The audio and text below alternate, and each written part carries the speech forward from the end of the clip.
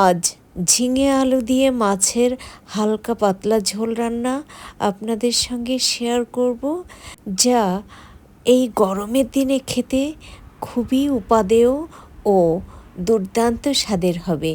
নমস্কার বন্ধুরা, old and new কুইজিনে আপনাদের প্রত্যেককে আন্তরিকভাবে স্বাগত জানাচ্ছি। বন্ধুরা, আজ ঝিঙে আলু দিয়ে মাছের যে ঝোল রান্না করব তা খুবই সহজ এবং খেতেও দুর্দান্ত হবে।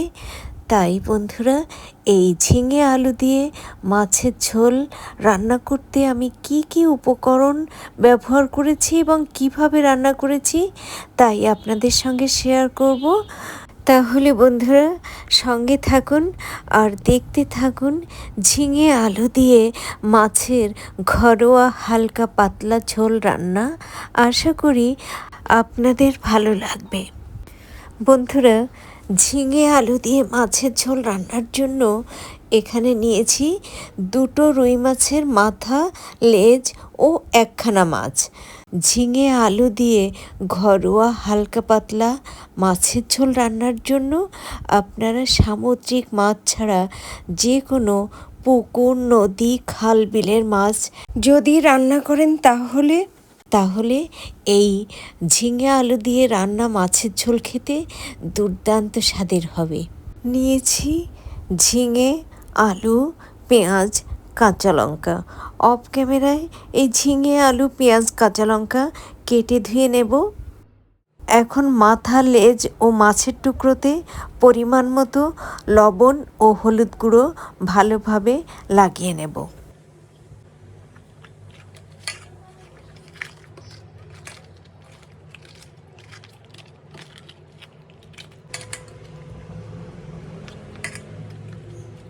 পরিমাণ মতো লবণ ও হলুদ গুঁড়ো মাছে লাগিয়ে রেখে দিয়ে অফ ক্যামেরায় ঝিঙে, আলু, পেঁয়াজ, কাঁচা লঙ্কা কেটে ধুয়ে নেব। ঝিঙে আলু দিয়ে মাছের ঘরোয়া হালকা পাতলা সুস্বাদু ঝোল রান্নার জন্য প্রথমে চুলার ফ্লেম লোতে রেখে শুকনো কড়াইতে ধনে ও জিরে ভালোভাবে রোস্ট করে শিলপাটাতে বেটে নেব। ধনে জিরে খুব ভালোভাবে রোস্ট করার জন্য প্রথমে কড়াইতে ধনে দিয়ে বেশ কয়েক সেকেন্ড নেড়ে চেড়ে ভেজে নিয়ে তারপর এর মধ্যে জিরে দিয়ে ভালোভাবে আবারও নেড়ে চেড়ে এই ধনে জিরে রোস্ট করে নেব।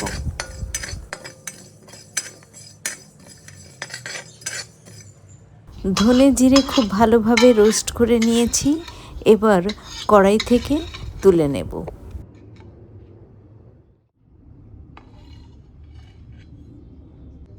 রোস্ট করা ধনে জিরে শিলপাটাতে অফ ক্যামেরায় খুব ভালোভাবে মিহি করে বেটে নেব। মাছের লেজ, মাথা ও মাছ ভেজে নেওয়ার জন্য চুলায় কড়াই বসিয়ে মিডিয়াম ফ্লেমে গরম করে নিয়ে দিয়ে দিচ্ছি পরিমাণ মতো সরষের তেল। তেল গরম হয়ে গেছে। গরম তেল কড়াইতে খুব ভালোভাবে লাগিয়ে দিয়ে এর মধ্যে একে একে প্রথমে মাছের টুকরোগুলো দিয়ে ভেজে নেব, তারপর একইভাবে মাছের মাথাও ভেজে নেব।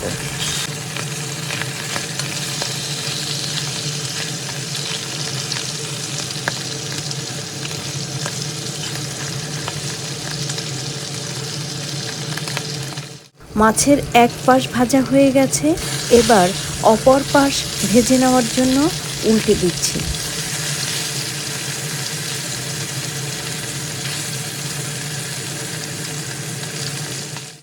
মাছ ভাজা হয়ে গেছে, এবার কড়াই থেকে তুলে নিচ্ছি।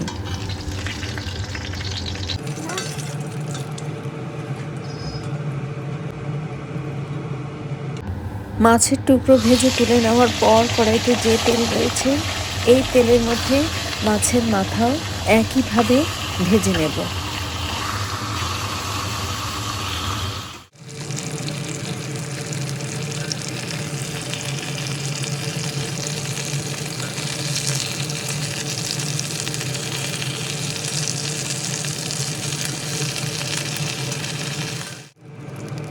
মাছের মাথাও ভেজে কড়াই থেকে তুলে নিচ্ছি।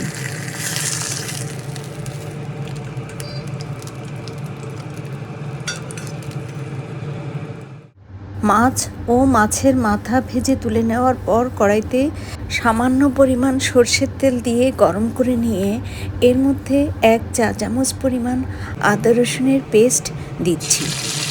আদা রসুনের পেস্ট দিয়ে প্রায় 30 সেকেন্ডের মতো সময় ধরে সরষের তেলের সঙ্গে ভেজে নিয়ে এর মধ্যে দিয়ে দিচ্ছি কেটে ও ধুয়ে রাখা আলুর টুকরোগুলো। এবার আদা রসুনের পেস্ট ভাজা তেলের সঙ্গে আলুর টুকরোগুলো প্রায় 3 থেকে 4 মিনিট ভালোভাবে নেড়ে চেড়ে মিডিয়াম ফ্লেমে ভেজে নিয়ে এর মধ্যে দিয়ে দেব ধুয়ে কেটে নেওয়া ঝিঙে। তবে ভাজা আদা রসুনের পেস্টের সঙ্গে যখন এই আলুর টুকরোগুলো ভেজে নেব তখন কিন্তু বন্ধুরা লবণ ও হলুদ গুঁড়ো ব্যবহার করব না। ঝিঙে আলু দিয়ে মাছের ঘরোয়া হালকা পাতলা ঝোল রান্নার জন্য আলু উপযুক্তভাবে ভেজে নিয়ে এর মধ্যে ঝিঙের টুকরোগুলো অ্যাড করার পর এবার ঝিঙে আলু ভালোভাবে নেড়ে চেড়ে দিচ্ছি।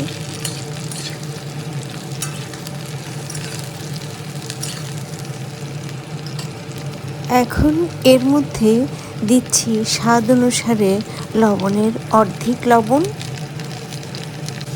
বন্ধুরা, রান্নার এ পর্যায়ে এসে বেশ বড় একটি ভুল করে ফেলেছি, তা হচ্ছে এখানে কিছু গুঁড়ো মশলা অ্যাড করেছিলাম, তার ভিডিও ধারণ করা হয়নি।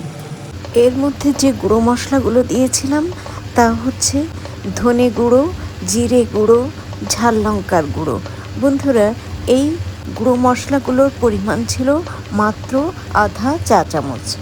তো গুঁড়ো মশলাগুলো অ্যাড করার পর সব উপকরণ খুব ভালোভাবে নেড়ে চেড়ে লো টু মিডিয়াম ফ্লেমে ঢেকে মিনিট 3 সময় ধরে কষিয়ে নেব। মিনিট 3 সময় ধরে কষিয়ে নেওয়ার পর ঢাকনা তুলে নিয়েছি। দেখুন বন্ধুরা, ঝিঙে থেকে বেশ জল বেরিয়েছে।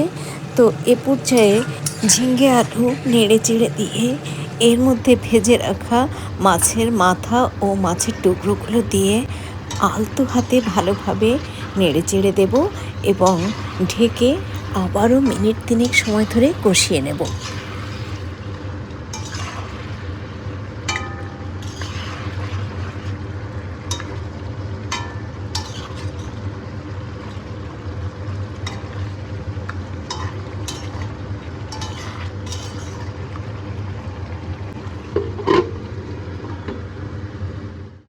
আবারও মিনিট 3 ঢেকে কষিয়ে নেওয়ার পর চুলার ফ্লেম মিডিয়াম টু হাইতে রেখে আলতো হাতে সব উপকরণ ভালোভাবে নেড়ে চেড়ে দিয়ে এর মধ্যে ঝোলের জন্য ব্যবহার করব পরিমাণ মতো গরম জল।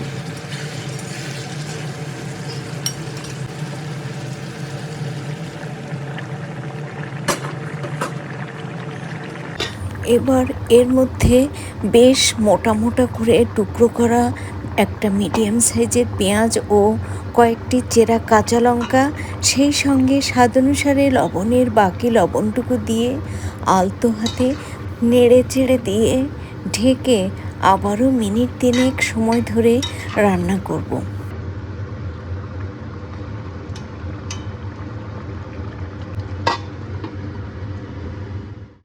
আবারও প্রায় মিনিট 3 সময় ধরে ঢেকে রান্না করে নেওয়ার পর ঝিঙে আলু দিয়ে রান্না করা মাছের ঝোলে ফোড়ন দেওয়ার জন্য অন্য একটি পাত্রে তুলে নিয়ে কড়াই পরিষ্কার করে নেব। ঝিঙে আলু দিয়ে মাছের ঘরোয়া হালকা পাতলা ঝোলে ফোড়নের জন্য কড়াইতে পরিমাণ মতো সরষের তেল দিয়ে গরম করে নিয়ে এর মধ্যে রাঁধুনি ও 2টো শুকনো লঙ্কা ছিঁড়ে ফোড়ন দিচ্ছি। এবার গরম তেলে ফোড়ন ভালোভাবে নেড়ে চেড়ে যখন ফোড়নের রং পরিবর্তন হয়ে ফোড়ন থেকে সুগন্ধ বেরোবে, ঠিক তখনই ঝিঙে আলু দিয়ে মাছের ঝোল এই ফোড়নের মধ্যে ঢেলে দেব।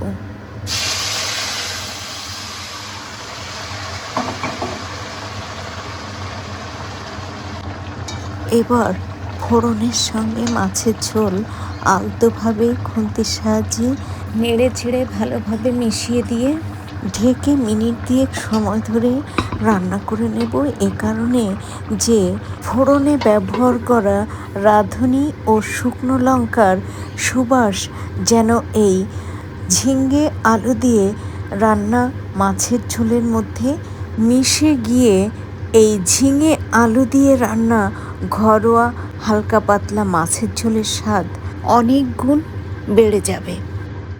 দেখুন বন্ধুরা, ঝিঙে আলু দিয়ে মাছের ঘরোয়া হালকা পাতলা ঝোল রান্না হয়ে গেছে। তো এ পর্যায়ে চুলা বন্ধ করে দিয়ে অন্য একটি পাত্রে এই ঝিঙে আলু দিয়ে মাছের ঘরোয়া হালকা পাতলা ঝোল ঢেলে নেব।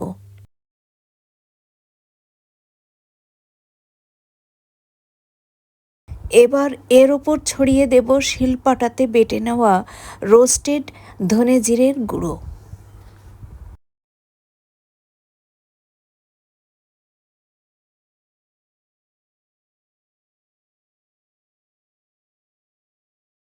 বন্ধুরা, ঝিঙে আলু দিয়ে যে কোনো মাছের ঘরোয়া হালকা পাতলা ঝোল এইভাবে রান্না করে গরম ভাতের সঙ্গে খেতে দারুণ লাগে।